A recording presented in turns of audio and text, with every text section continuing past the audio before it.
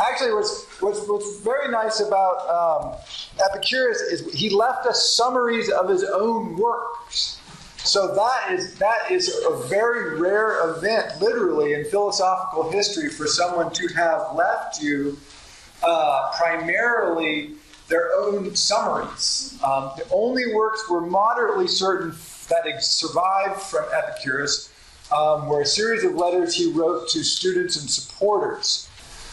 Since Diogenes' time, we've also been in the 1780s and again in 1850s in the Vatican Library, discoveries were made of some texts that are attributable to either Epicurus or some students, probably a generation after Epicurus.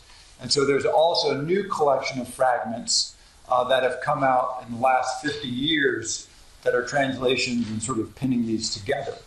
Recently being in the 1970s, some badly damaged texts were found in excavation. Outside of Pompeii, there is a city that was not nearly so badly damaged, whose name I cannot remember, and they were found there at a library of what looks to have been an Epicurean philosopher. So there may be, if some of those remnants can be translated and saved, and they're getting better at that all the time, we may actually have some, in the next 20 years, we may have more texts by Epicurus than we've ever had. But that's still, we'll have to see. Expensive, time-consuming, and a technical challenge, but perhaps we can pull it off. Again, Epicurus lived 341 to 270. This is in post-Old Golden Age Athens. The Greek world had been conquered by the Macedonians, Alexander in particular.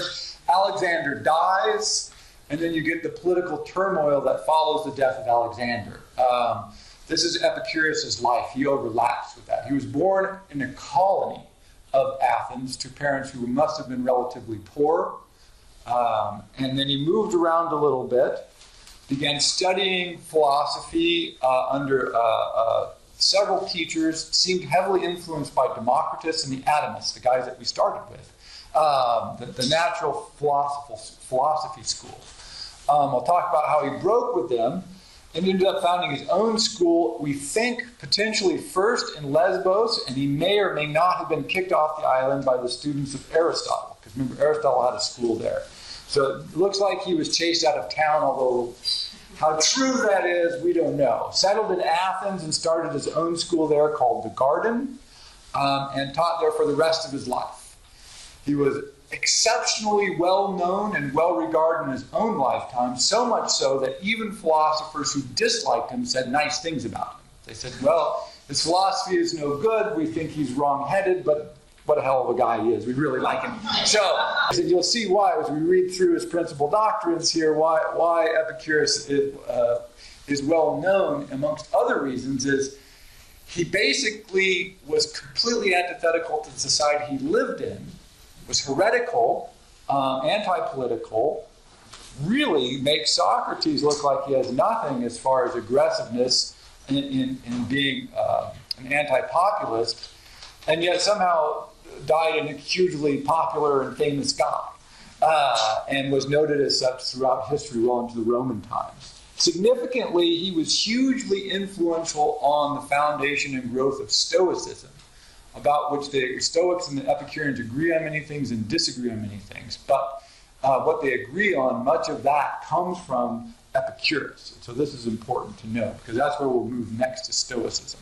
So Epicurus worked in two major fields.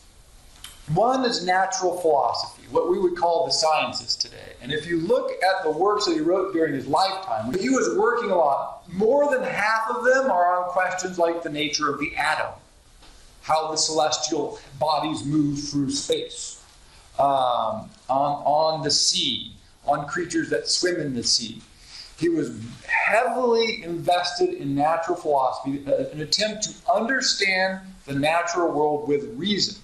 This came directly from the atomists, Democritus and that school that we talked about first, the Milesian school.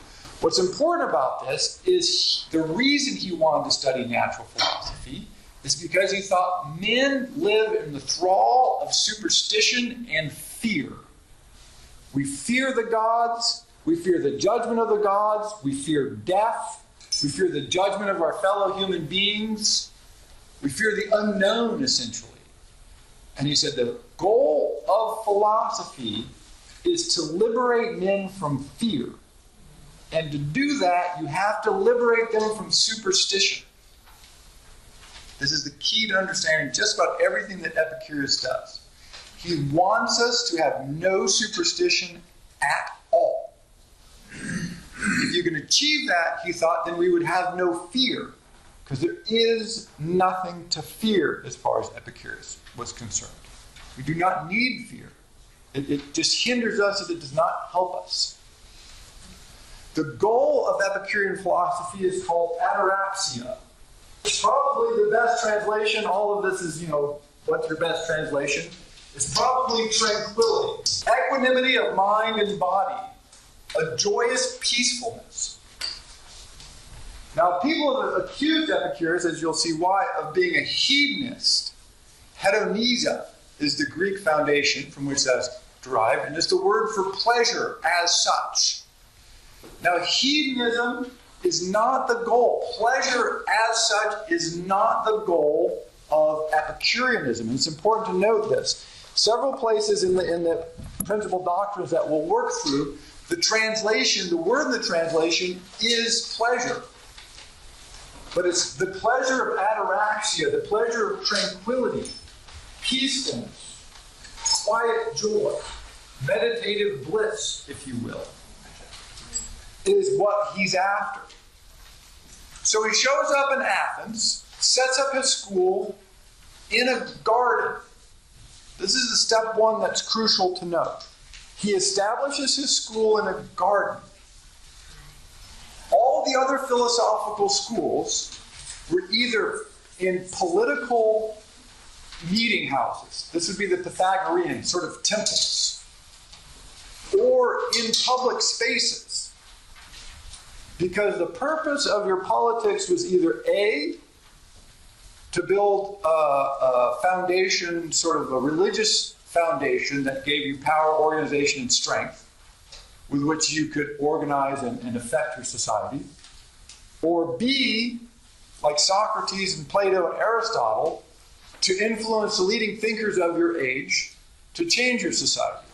So you either need a tightly organized, centralized group along the sort of hierarchical church model, the Pythagoreans, there's other schools that did this, the Eleusinian Mysteries, or you needed to have a public space where you could influence the leaders of the time. Epicurus sets himself up in a garden. Why? Because he did not think you should have anything to do with the people around you at all. Politics is a recipe for bad ataraxia. You will know no peace or tranquility in your life if you mess with politics. It's just going to... What's important to note is this ran counter to the entire belief system of the Athenian way of life, and in fact the whole Greek way of life. To be a citizen, to be a member of the civic organization, to work for, serve the betterment of your community, this was the goal of life. This is what you were shooting for. Acclaim, fame, notability, wealth, power. Epicurus is like, no, no, no, no, no. All that's going to do is disturb you. It's going to remove your tranquility. So he sets up in a garden and he allows women and slaves to attend his school. Good Lord. Now that is desperate. Anybody will tell you that's a bad idea. Because he saw no distinction. He's perhaps the earliest radical believer in human equality that we have, certainly in this part of the world. He really felt, in practice, not just felt this, didn't argue this, but worked this out, that women and slaves were perfectly capable of understanding, profiting from, and enacting the wisdom that he was preaching. This runs counter to, again, the entire social structure of Greek civilization, in fact, almost every civilization in the world at that time. So Epicurus is a very strange thing he's doing here. He says, withdraw from the world and focus on a private group's primarily friends. What you want in life, what makes life good and allows you to achieve tranquility are friends. So this is what he sets up, a school in a garden, isolated from the rest of the community, where he says, don't have anything to do with people if you can avoid it, because they just make your life goofy. Don't do politics, respect women and slaves as your equals, and life will work out. Did many men show up? Yes, many people showed up. This is the interesting thing. They lived sort of moderately communally. And seemed to enjoy themselves immensely, which also got the rumors spread that they were having like orgies, and it was just this big party that was rolling all the time. Because why else would you invite women and slaves, right? It would make no sense. You certainly aren't talking to them. And Epicurus basically said, "Sure, fine, whatever you guys think, I don't care." He also thought you should live as invisibly as possible. Being invisible is good. You don't want to be generally known. You want a quiet group of friends away from the world. Because again, invisibility probably helps with tranquility. So two halves of his philosophy. The first half, as I mentioned, was the natural philosophy. And essentially, Epicurus got every possible tenet of the foundation of science wrong. So if you want to read this part of his writings, knock yourself out. You can do. There's not a lot of that anyway. Like I said, this is all we have. But you can read De Rerum Natura, a big long poem, very fascinating, from a follower of Epicurus that lays out his entire theory of how the world works. Again, he didn't do badly, considering what he has to work with, but basically it's all wrong.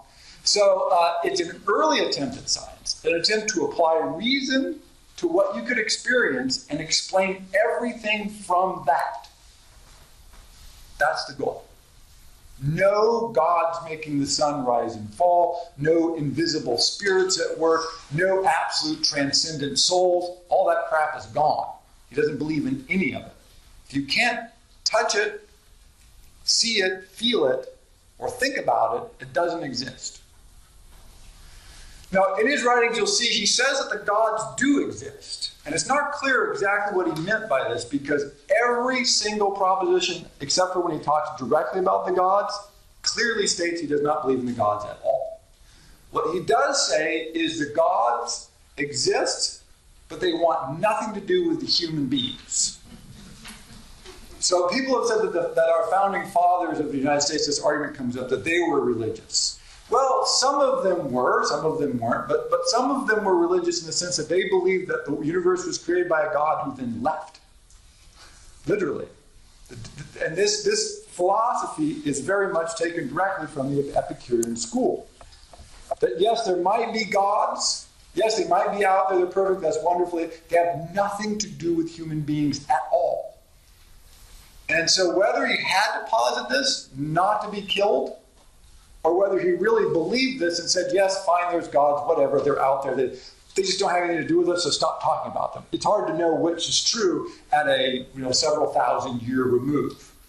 But what is clear, he's allowed no explanations for anything that had any element of the supernatural in them at all. He was 100% opposed to that.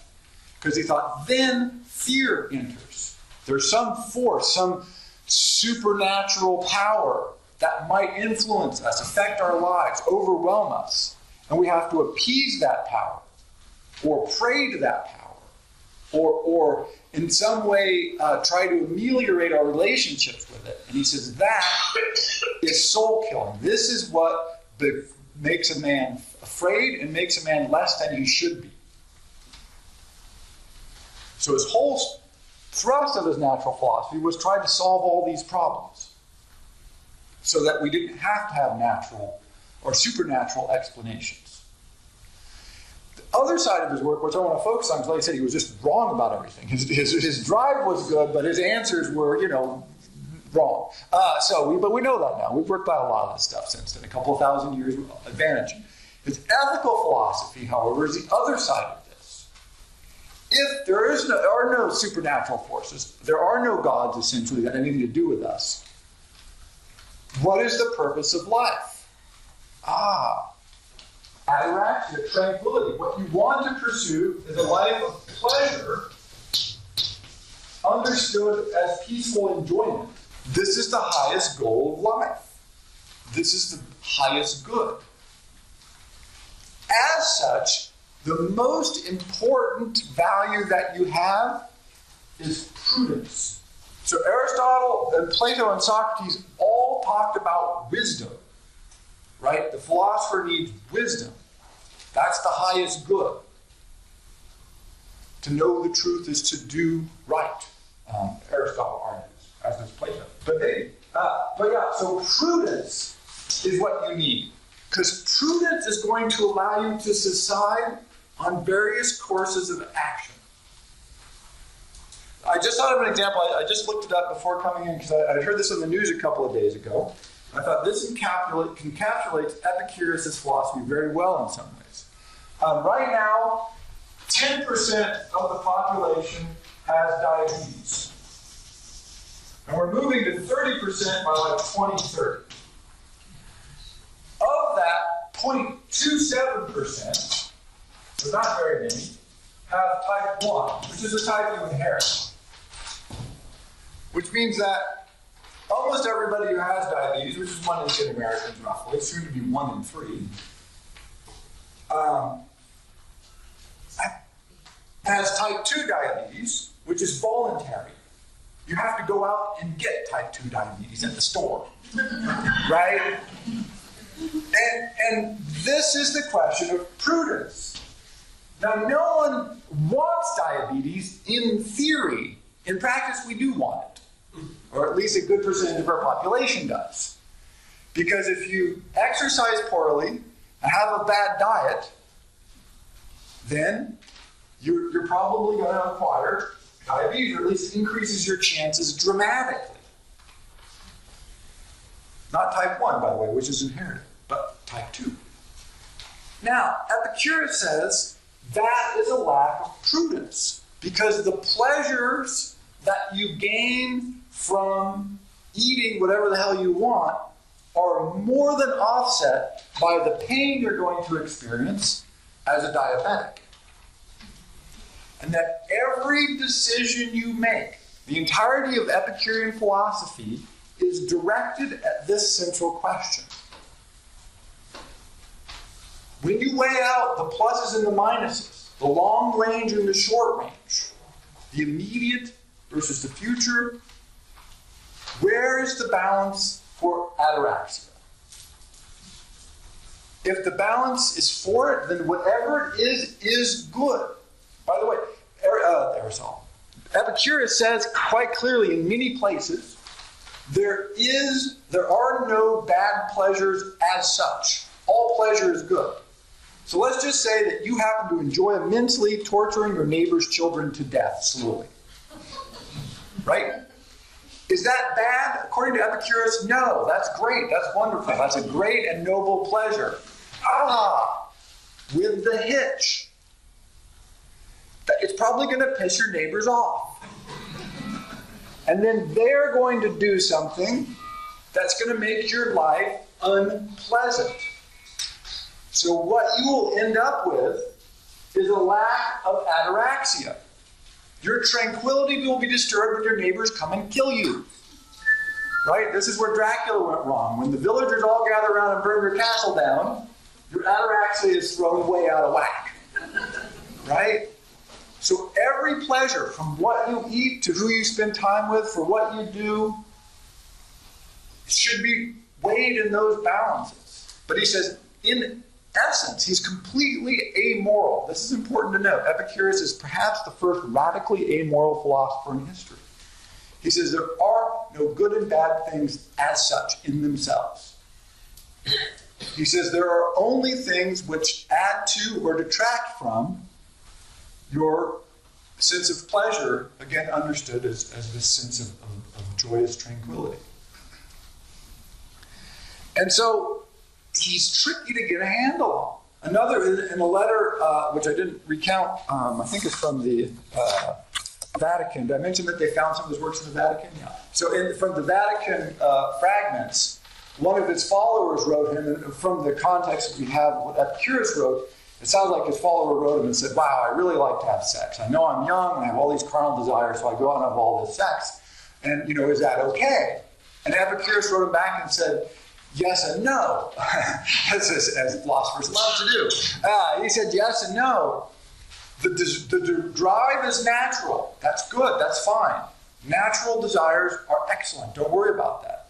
The problem is, if in pursuing the fulfillment of those desires, you create trouble for yourselves.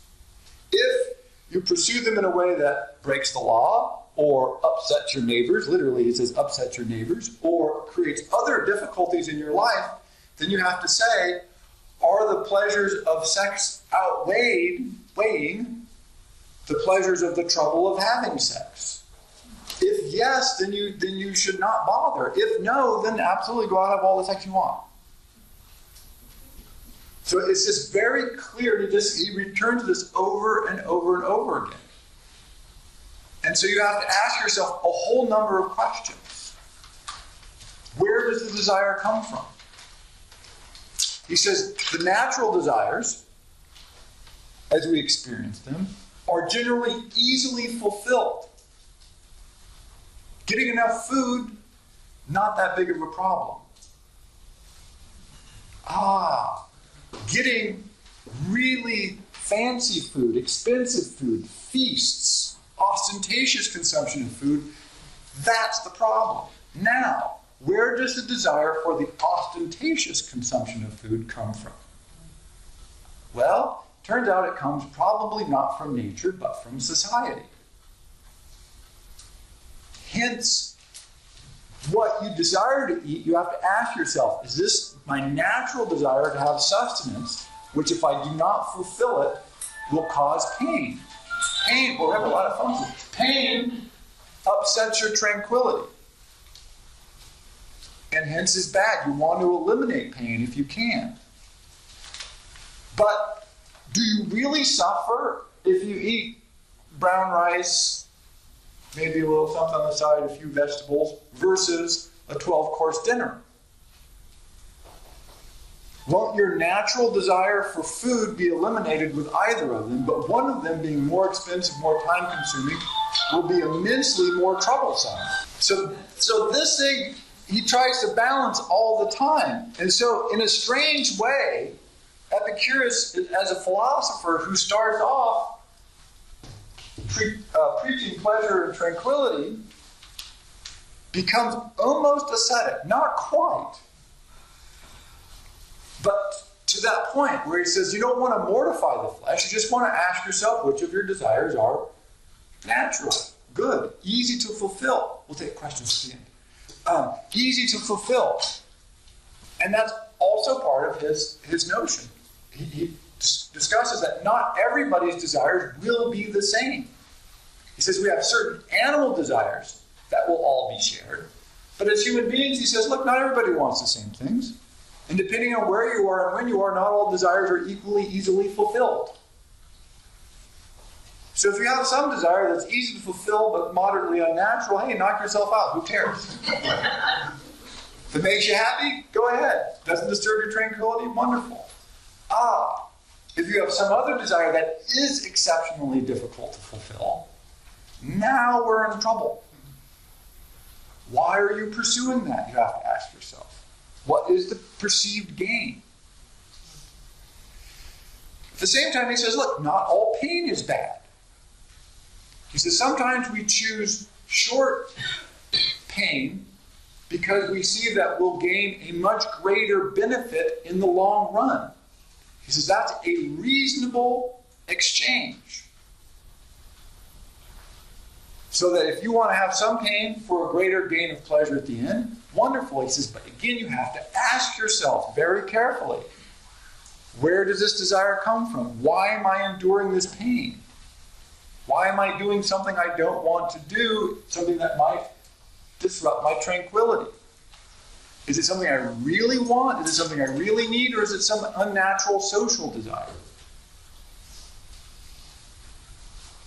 And so he emphasized, along with the notion of prudence, clearly the closely associated notion of reason. Only by reasoning clearly and without fear can you ever achieve any sense of personal free thinking, any sense of careful, clear reflection. Because if you don't have reason, then how do you know what's going on? Then you're basically a slave to your emotions. He said this is a very, very bad way to be. So with prudence and reason, you get this notion of weighing everything. And by everything, he meant everything. Because he believed, I'm running out of board here, in sensation. You know the world through your senses, through your experience. The only thing you should trust is your experience or the experiences of people you know. This is why he's suspicious of the gods. If the gods came and knocked on his door and punched him in the face, he would say, okay, the gods exist. Since they hadn't, he felt they did not, because he had no direct experience of them. He had no sense experience that allowed him to hang on to them. And so he said, you apply your reason and prudence to your sense experience. And then you had to ponder what this meant. So if everybody else said, hey, it's really great to swim in the ocean, and he went and swam in the ocean, he got cold and didn't like it and tired himself out, then your reason and prudence needed to tell you, it doesn't matter what everybody else says. My experience of this is different, and therefore I will go with my experience. So this is a sort of antinomian in its implications, which is why it was controversial in his own time, but also very attractive. How do you feel about it? What did you experience? What do you think about it? Okay, that's what's true. There is no inherent good and evil. There is no right and wrong. You can't appeal to that. Notice when we talked about Aristotle and Plato and Socrates, they're all trying to appeal to the divine in one way or another. Because once you have the divine, you could found your ideas absolutely. Absolute truth, absolute wisdom, the absolute good for the most. Epicurus just throws that all away. He says, no, that's not how we experience the world. We experience the world one person at a time. We experience as an individual. There is no abstract concept that we can appeal to. There's only our feeling of the world and how it works. And so he just builds this system that also relies, not surprisingly, on the last element I want to introduce, friends. He says the single greatest source of good living in your life are your friends. He was not huge on marriage. Sometimes he seemed to be moderately against it, sometimes he thought it was okay, but mostly he was neutral-ish. I mean, it depends. We have fragments from 2,000 years ago again, so it's difficult. He was clearly neutral on slavery. He had slaves, but everybody in Athens had slaves. It was essentially impossible not to have slaves if you weren't a slave. All of whom he freed when he died. We have part of his will. And he had slaves who came to his school. So clearly he was pretty neutral on slavery, or thought it was a bad idea, but he's not going to do anything about it because he's not the kind that does things about things. It would upset your tranquility to try and do anything about anything. What you need are friends. Because friends do several crucial things. One, they help you reason. Because we do deceive ourselves. He's perfectly clear on this. And so a friend is someone you can say, excuse me, am I deceiving myself? And then they say, yes. And you go, crap, again? Right? That's what friends are for, right? My favorite example is when someone is going out with or marrying someone that everybody else who knows them knows this is just stupid and bad and wrong, right? And you all sit there and go, that's stupid and bad and wrong. And the person goes, no, what are you talking about? And it's like, Yeah, my favorite example is when my brother got married, we took a pool on the date of the divorce at the rehearsal dinner. And so everybody put in $20 and we all picked a date on the calendar at the rehearsal dinner because it was obvious. I mean, we all knew it's like, get a divorce lawyer now, right? And so my sister won. And then when my brother got a divorce and my sister's like, yes, I win. My brother's like, well, why didn't you guys tell me? And we're like, well, would you listen? And he goes, no. That's the key. You need friends, but you also need to listen to them because they will help you reason, or at least they're supposed to help you reason. This is one of the elements of friends. Now, if they continuously lead you into trouble, then they are by definition not your friend, and you need to pitch them. Right? So we sort of err in both ways, listening to them too much and listening to them too little, right? Again, back to prudence. It's always back to prudence. Second, Epicurus recognized that in the world of men, the best, or one of the defenses of men, is friends, right? He didn't trust humanity in general. In fact, he thought rather lowly of humanity in general. He thought they create trouble. You want to be friendly with your neighbors and be quiet and not create trouble for them because they can create trouble for you. He comes back to this again and again. It makes you suspicious of what his neighbors thought of his garden, because he was always trying to say, no, be good to your neighbors, be pleasant to your neighbors. If for no other reason, then you have to live with them. So your friends are an aid to you and a defense against the outside world. So they help you reason and they defend you in times of trouble against the unknown. Now, it's important to note that Epicurus also felt that for the wise man, there's almost no sort of random act against you. The universe is essentially benign, perhaps even benevolent. The whole fact that we're here made him think that the universe was essentially benign and benevolent. That 95% of the trouble that comes to us comes at our bidding. We ask for trouble, and then we get it, and we go, oh my God! Right? And what the hell? How did that, right? We do this all the time.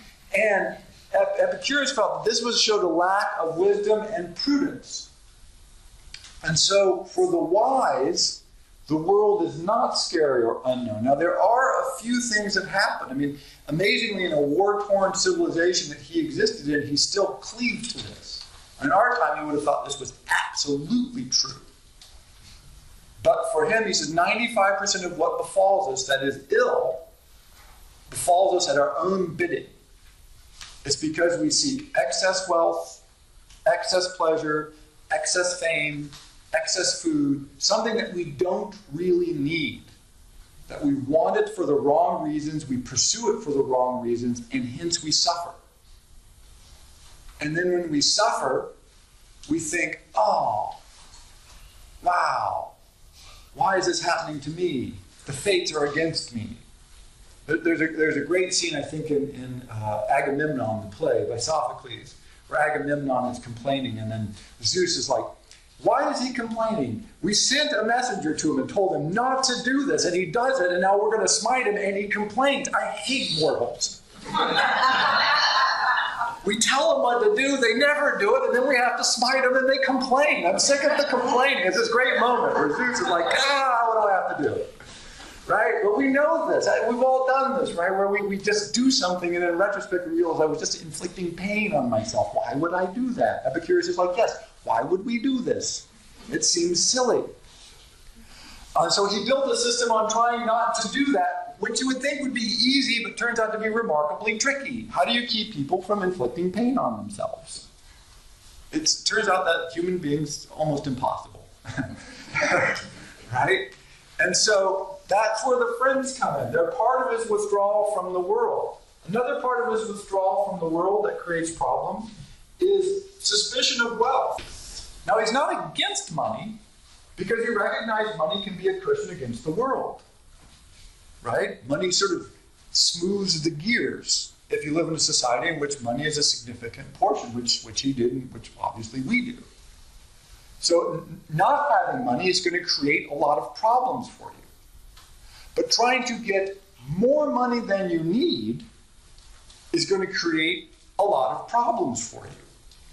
And so the key is to figure out, well, how much money do you really need? How much wealth do you have to have? Because if you get too little, the notion of, oh, we'll just give away all money. Well, good luck with that. It might work for you, but in our society, it might also just make your life a real pain. Is going to create trouble. Too much money, or he didn't care about too much money, the pursuit of too much money is going to certainly upset your tranquility. Because if 50,000 is not enough, how about 100? If 100,000 not enough, how about 200? 500? How about 1 billion? When is it enough? Right? When do you decide that enough is enough?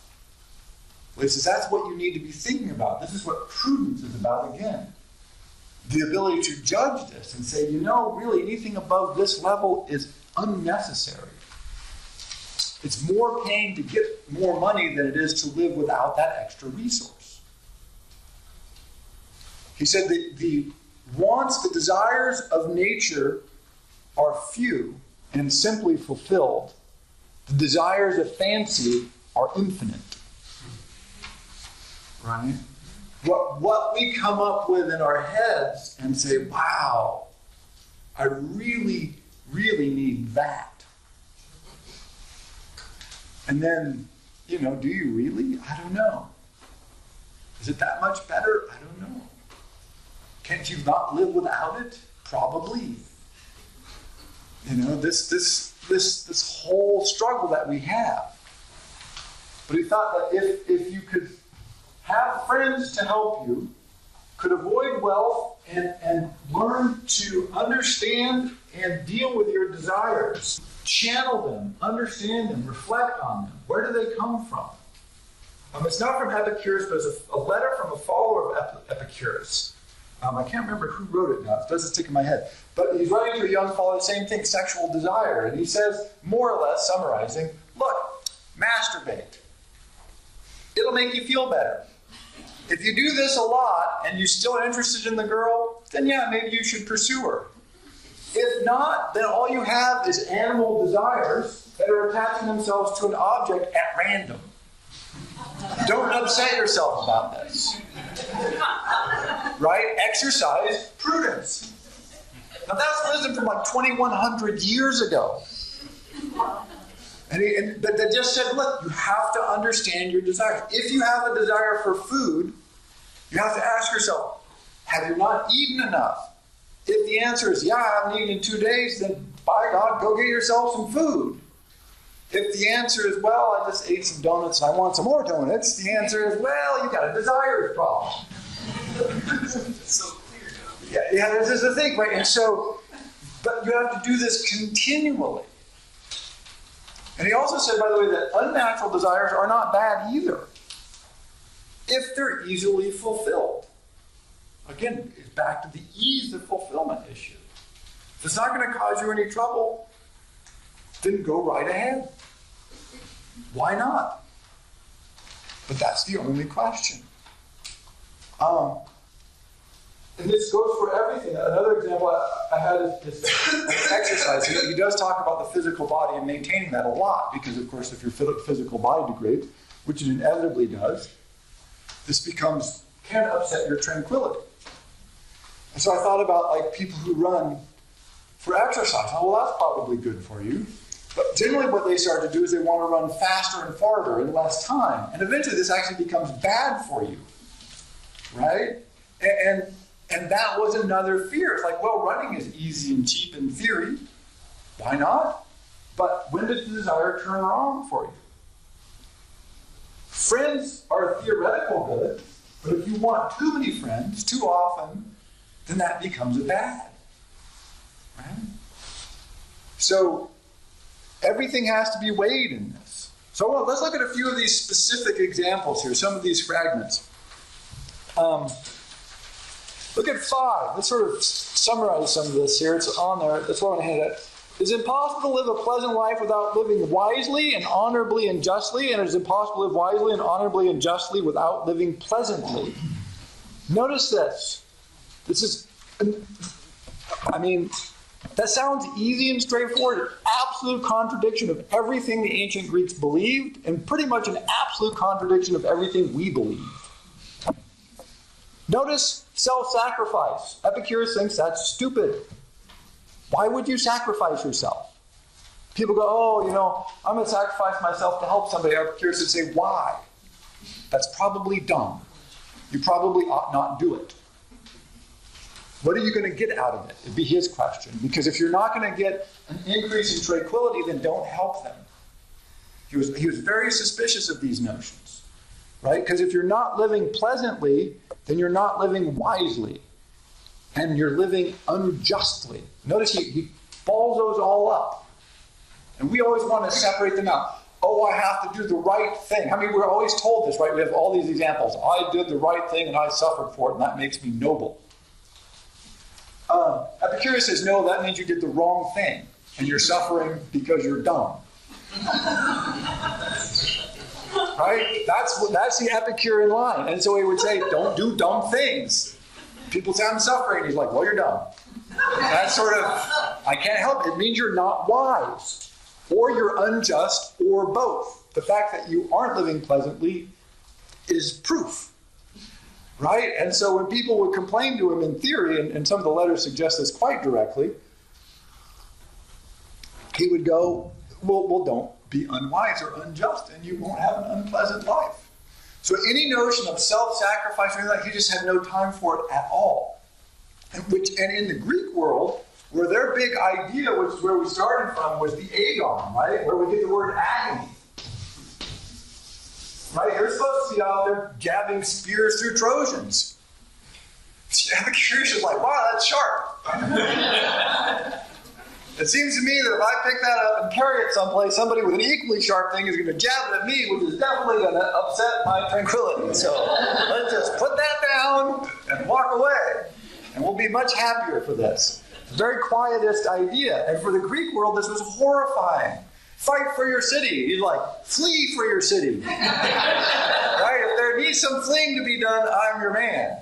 Because fighting doesn't look like it would be fun at all. So this notion is sort of, he just didn't care a lot.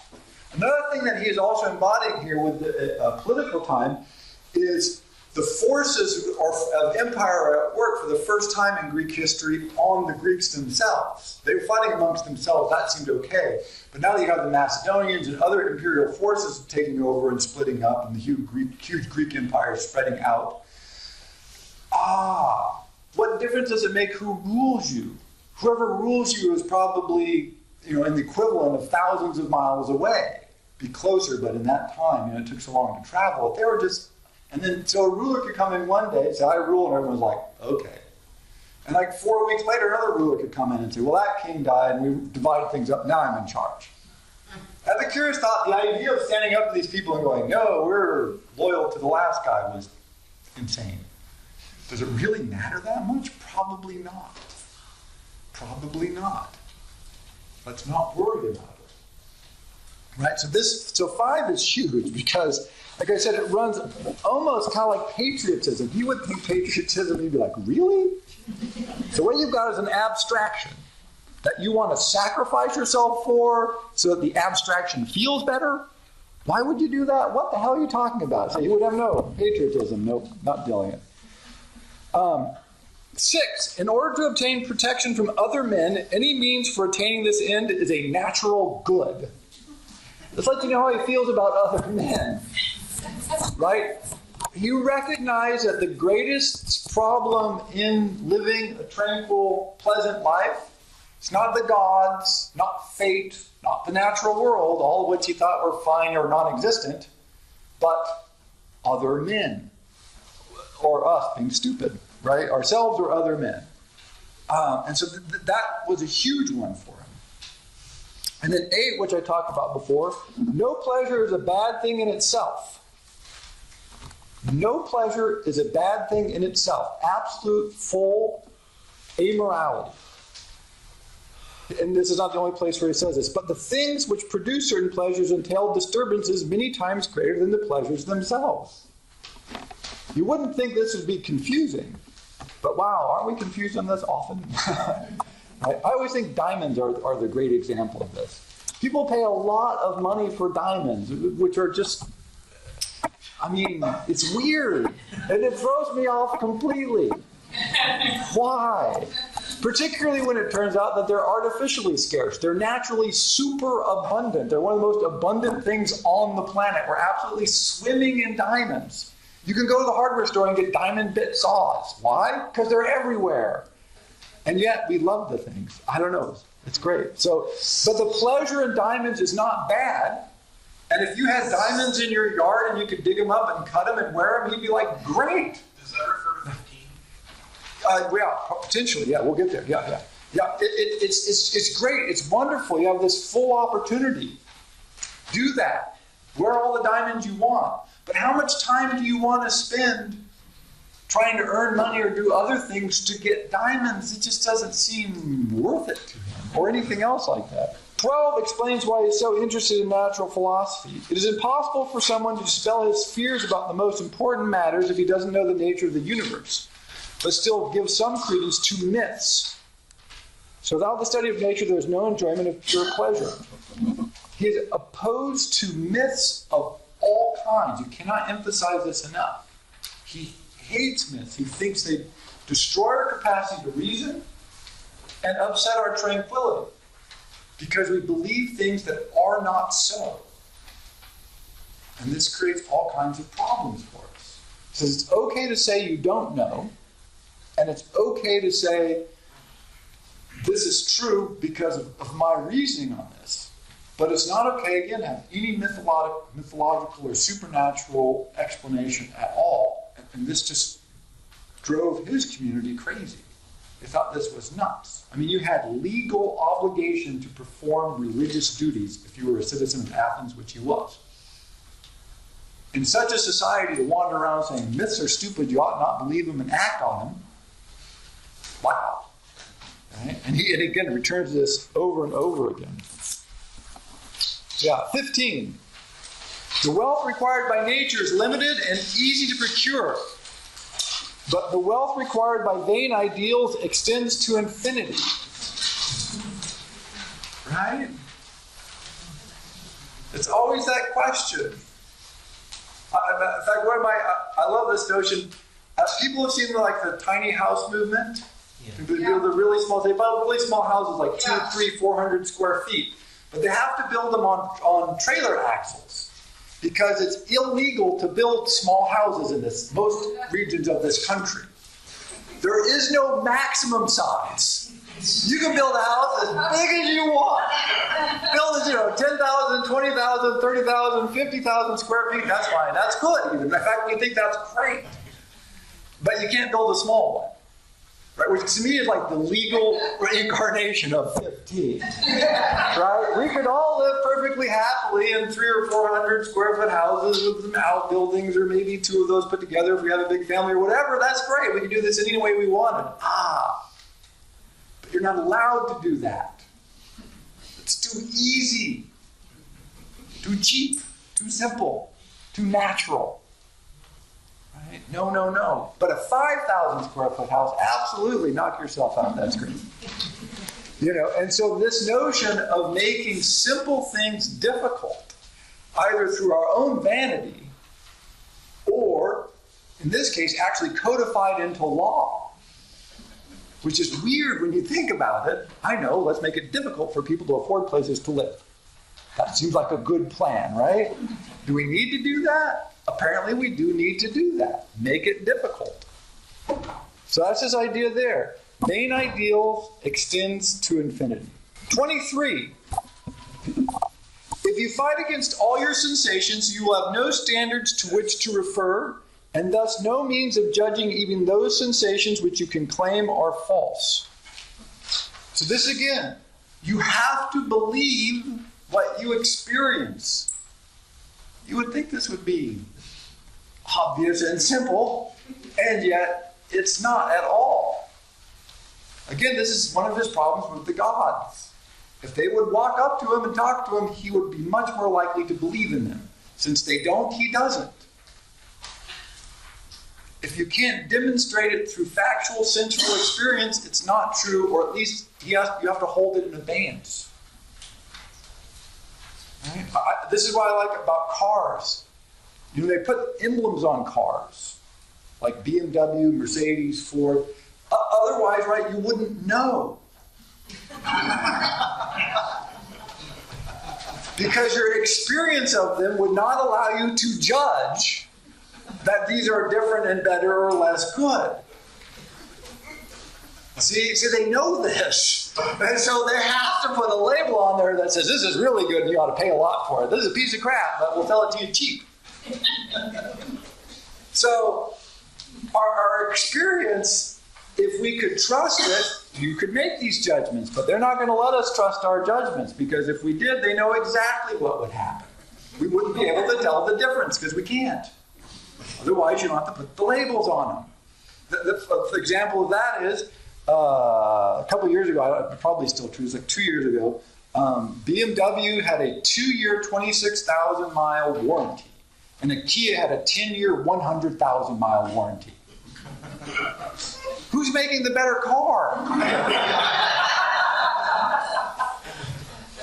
I mean, a 10-year, 100,000-mile warranty makes me think, I want that car. But everybody knows that BMW is driving excellence. Those Germans know what they're doing, those Koreans don't. I don't know. But the warranty would suggest strongly, if you just walked up to a car and you couldn't see it or something, or didn't know, and they said, oh, this one's guaranteed for 100,000 miles or 10 years, and this one for 2 years or 20,000 miles, which one do you think is better? You'd go, well, what, am I stupid? Is there a trick to this question? The trick is one's cheap to fix, the other one's really expensive to fix. See, it's crazy.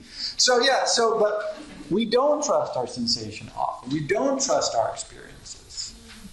How many of them, I mean, we've all had this, right? Where we go, we meet somebody, we're in a situation, and our first sense is like, ooh, this is no good. And we go, oh, well, we'll fight through that. And then a couple months later, we go, oh, it was no good. Yeah, you know, there's a... 25 is again back to reason and prudence. If you do not, on every occasion, refer each of your actions to the ultimate end prescribed by nature, but instead of this, in the act of choice or avoidance, turn to some other end, your actions will not be consistent with your theories. What are you trying to achieve? You're trying to achieve pleasurable tranquility. If that's your end, then you have to say, does this action contribute to that? Yes or no? If no, don't do it. If yes, do it. That's your only question. It's not a question of morals. It's not a question of right and wrong. It's not a question of what the neighbors think. It's not a question of money or not money, or fame or not fame. No. It's an absolute arbiter that's set up, but it's not one that has any value in it. Because you have to decide for yourself in your situation, which he says in other places is variable, both in historical circumstances and in personal attributes and preferences. He talks about inherited or what you're born with versus what you acquire societally versus the animal. So he makes a very nice threefold distinction in other places. We don't have time to go into it, but it's a nice way that he talks about that.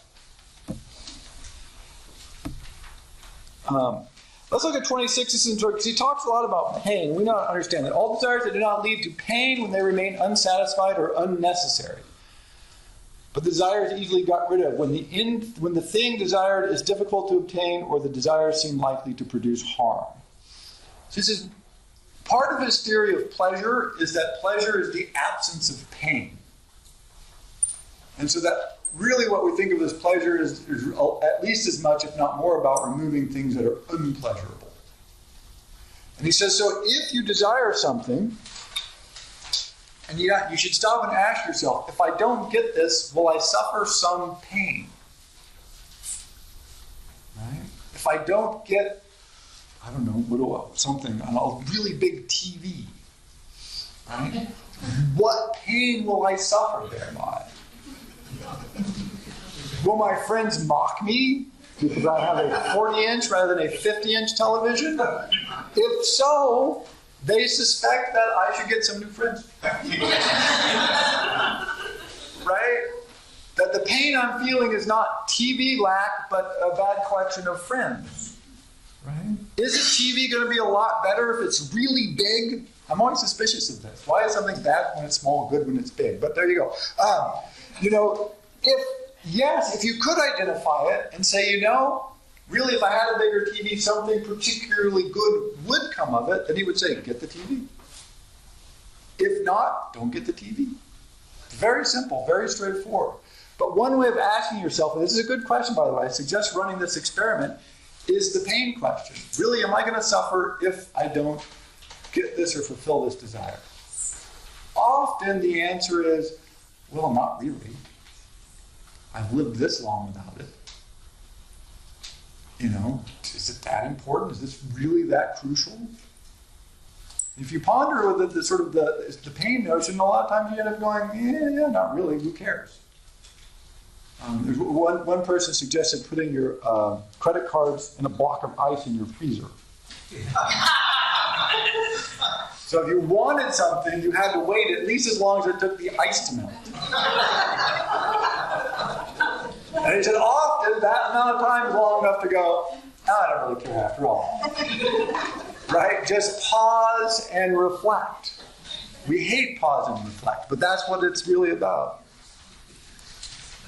Look at 29. Let's move back to of a desire, some are natural and necessary, others are natural but not necessary, and others are neither natural nor necessary, but are due to groundless opinion. This is, I think that's a pretty good, you have natural desires that are necessary. Food, water, companionship, living and again, in Epicurus, who's natural, he doesn't mean just animal in this case. He means like for people to live in communities. He thinks that's both natural and good, right? That's natural and necessary. Other ones are natural, but not necessary, right? Perfectly understandable, but really not all that necessary. So maybe like something like eating meat, drinking wine. They're nice, they're wonderful, it's a natural desire, I understand where everybody wants it, but you don't die if you don't get it. And it's important to note that, because it might be easy to get meat and pleasant to get meat, so let's eat some meat. But if not, he's not the kind of guy that's going to go out hunting for meat, because that'll be a lot of work and upset his tranquility again. But then others are neither natural nor necessary. Where the hell did this desire come from, and why? It's like $1,100 shoes. I'm like, really? $1,100 shoes? Wow. I guess if you got $1,100, that's fine, but it doesn't seem natural or necessary, right? It seems like you might be able to live a fulfilled life without them, but I could be wrong. And then he goes on, 30 is basically a follow from there. Those natural desires which entail no pain when unsatisfied, though pursued with an intense effort, are also due to groundless opinion. He says, if it's a natural desire, but you don't suffer any pain when they aren't fulfilled, but they take a lot of work to get, you're back to groundless opinion. You thought it was a natural desire, and you were wrong. Anything that's a natural desire should not be that difficult to attain. This is one of his central tenets, because he believes, as I mentioned earlier, but this is important, he believes in a benign world. He believes that nature is essentially kindly and helpful to mankind. And mankind screws it up every possible way he can, which is amazing from 2,200 years ago. I think if you looked around today, you'd be like, yeah, see what I said? Good Lord, I kept trying to tell you guys. And then 40, those who possess the power to defend themselves against threats by their neighbors, being thus in possession of the surest guarantee of security, live the most pleasant life with one another.